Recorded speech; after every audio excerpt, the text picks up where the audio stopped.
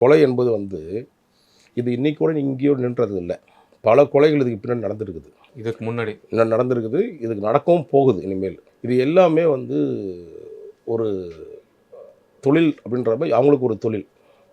பஞ்சாயத்து பண்ணுற கொலை தொழில். செய்து ஒரு தொழிலா? அது ஒரு தொழிலா பேசுறாங்க அவங்க. குலத்தொழில் தொழில் தான். அதான் கூலிப்படை சம்மந்தப்பட்ட விஷயங்கள்ல நெறைய பேர் பண்றாங்க.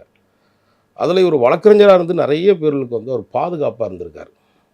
அந்த பாதுகாப்பெல்லாம் வந்து ஒரு கட்டத்துக்கு அப்புறம் இந்த ஆருத்ரா நிறுவனம் மட்டும் இல்லாம, ஏற்கனவே அந்த அ ஆற்காடு சுரேஷ்ன்னு ஒரு 8 மாசத்துக்கு முன்னாடி பட்னப்பாக்கத்தில அவர படுகொலை செய்யப்படுறாங்க. ம். அந்த குரூப்பு வந்து அவங்க தம்பி தான் இவன் புன்னை பாலுன்ட்டு. ம்.